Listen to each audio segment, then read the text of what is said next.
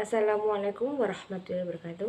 Kami dari Kompak 5 ingin memaparkan hasil diskusi kami tentang review jurnal yang kami beri tema faktor yang mempengaruhi perkembangan anak usia dini. Sebelum mempresentasikan hasil diskusi kami, izinkan kami untuk memperkenalkan anggota kelompok kami. Yang pertama ada saya sendiri, Wahyu Neng Prihati dengan NIM 1601420027. Yang kedua ada Nabila Zakiatul Afidah dengan NIM 1601420035. Dan yang terakhir ada Cilia Sukania dengan NIM 1601420045. Tanpa memperpanjang kata-kata pembuka, langsung saja ke penjelasan jurnal 1 dan 2 yang akan disampaikan oleh Cilia Sukania. Kelompok kami mengambil tema besar yaitu faktor-faktor perkembangan pada anak. Faktor yang pertama yaitu faktor keluarga dengan judul jurnal Effect of Family Education on Children Personal Development. Jurnal ini terbit pada tahun 2021 oleh Nguyen Vinok dari Fakultas Psikologi dan Pedagogi. Jurnal ini diterbitkan oleh Jurnal Internasional Khusus PAUD. Isi dari jurnal ini yaitu pengasuhan merupakan proses mempromosikan dan mendukung perkembangan pada anak. Dalam pengasuhan terdapat 3 metode yang digunakan oleh orang tua. Yang pertama yaitu menepati janji.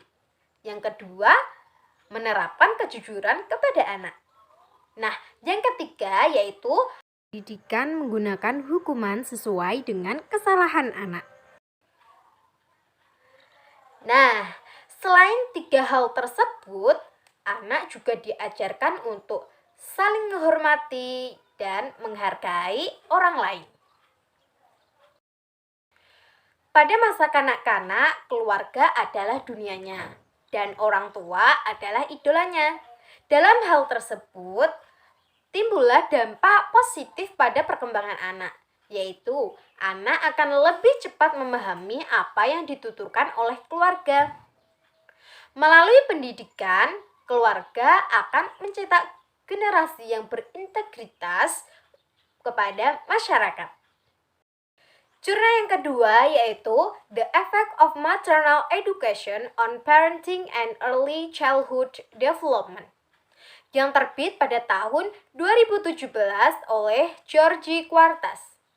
Jurnal ini diterbitkan oleh Jurnal Psikologi Keluarga. Pada jurnal ini, pendidikan ibu merupakan modal awal untuk mengasuh anak. Why? Mengapa?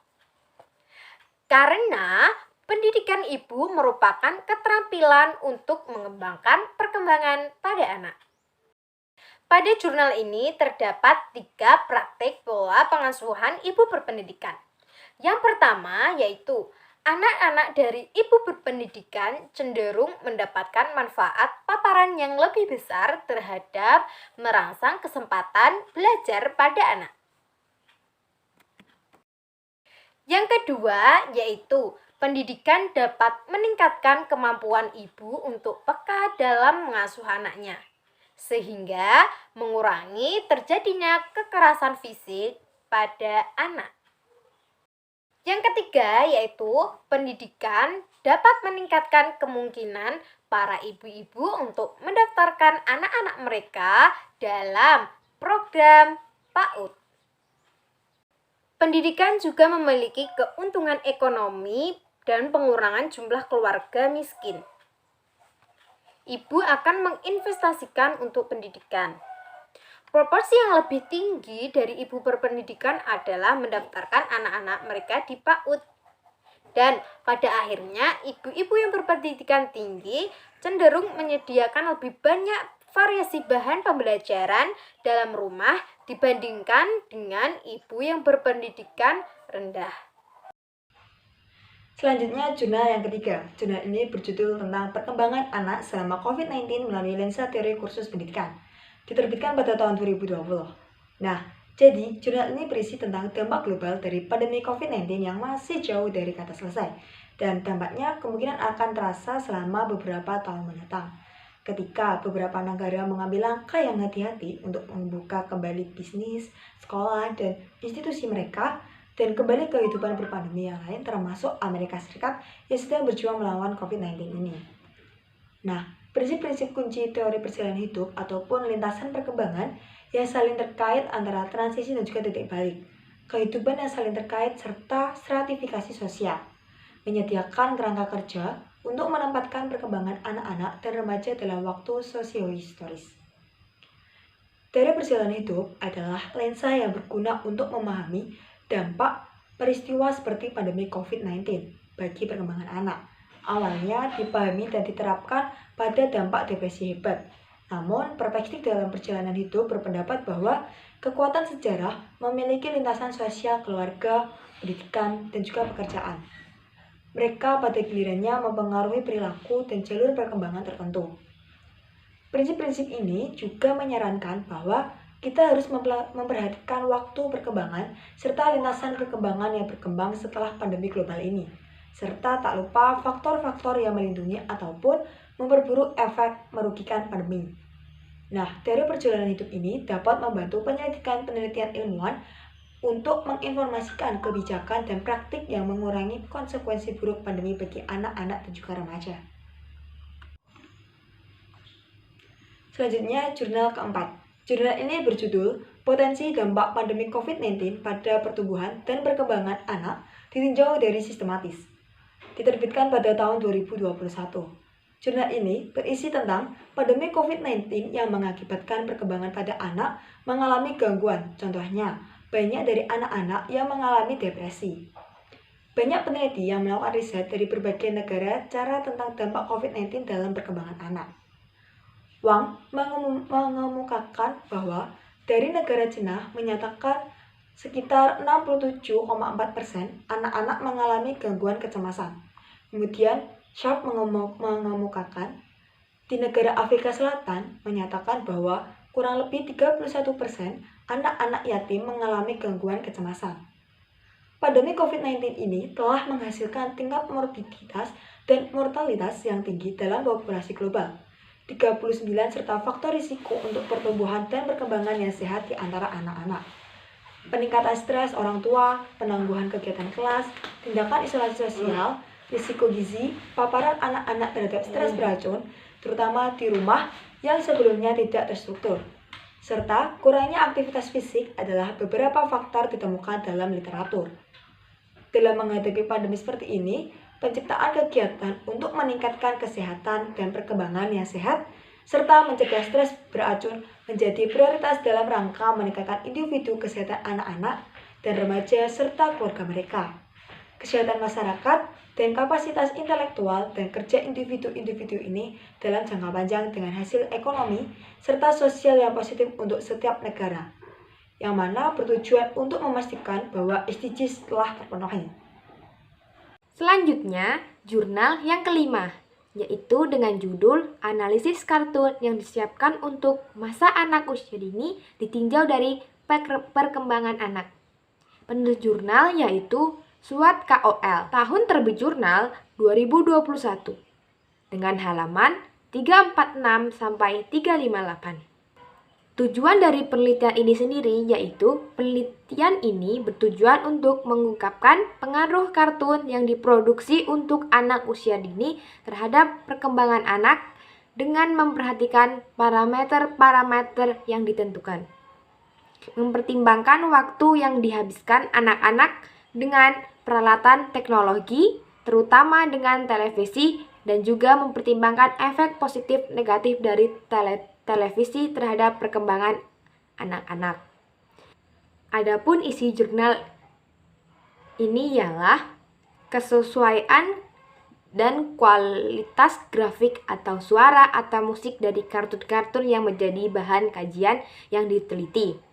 Setelah diamati bahwa ada 49 kartun yang cocok untuk anak-anak dalam hal grafik, suara, dan gambar.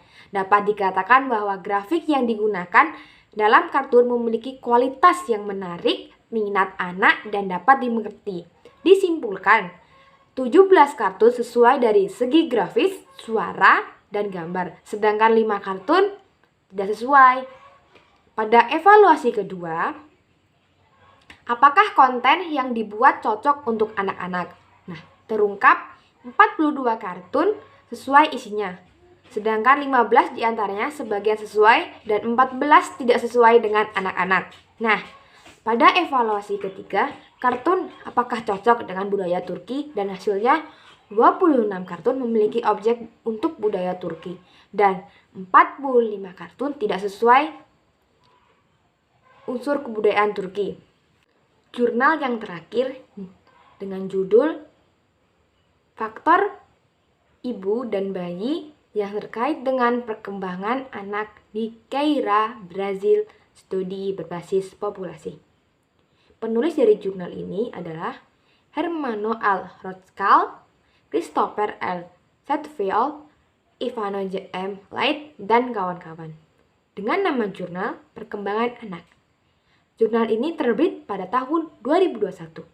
Adapun tujuan penelitian ini yaitu penelitian ini bertujuan untuk menilai hubungan antara kehamilan dan faktor neonatal dengan skor perkembangan anak-anak dalam studi cross-seksional berbasis populasi anak-anak di Ceará, Brazil.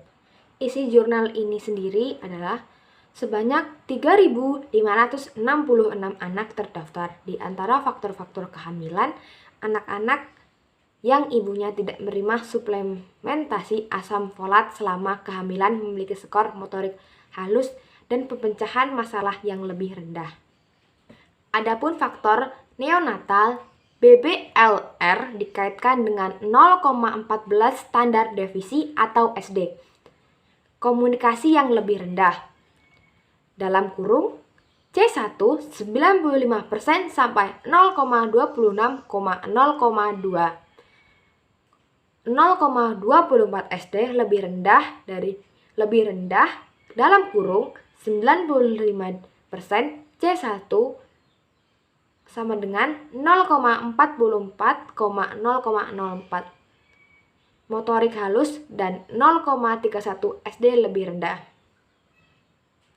Skor domain pemecahan masalah dibandingkan dengan anak 0 BBLR. Dalam hal perawatan, bayi baru lahir yang membutuhkan resusitasi antibiotik untuk infeksi atau rawat inap yang diperpanjang setelah lahir memiliki skor perkembangan yang lebih rendah di domain tertentu. Lebih lanjut, tidak memulai menyusui dalam 1 jam pertama setelah kelahiran dikaitkan dengan skor perkembangan motorik kasar dan sosial yang lebih rendah. Dalam kurung, P nilai lebih kurang 0,05. Faktor kehamilan dan perawatan neonatal dikaitkan dengan hasil perkembangan anak di kemudian hari. Bayi dengan peningkatan resiko perkembangan suboptimal seperti BBLR atau bayi baru lahir yang membutuhkan perawatan rawat inap yang diperpanjang dapat mewakili kelompok yang ditargetkan untuk intervensi tambahan. Terakhir, kesimpulan dari jurnal ini ialah bahwa faktor kehamilan dan neonatal dikaitkan dengan perkembangan anak dalam studi berbasis populasi di Ceará, Brazil. Kami menemukan bahwa kurangnya suplementasi asam folat pada kehamilan, BBLR, resusitasi bayi baru lahir, penerimaan antibiotik baru lahir, dan rawat inap diperpanjang merupakan faktor resiko untuk hasil perkembangan suboptimal di domain tertentu. Akibatnya, temuan ini menunjukkan bahwa kelompok beresiko tinggi ini dapat mengambil manfaat dari intervensi tambahan seperti BBLR atau bayi yang membutuhkan rawat inap yang lebih lama. Namun, penting untuk dicatat bahwa intervensi terpadu untuk mencegah kehamilan dan hasil kelahiran yang merugikan mungkin tidak memiliki efek positif pada perkembangan anak. Kami dari kelompok 5, bila ada salah kata dan kurangnya kami mohon maaf. Kami akhiri dengan wassalamualaikum warahmatullahi wabarakatuh.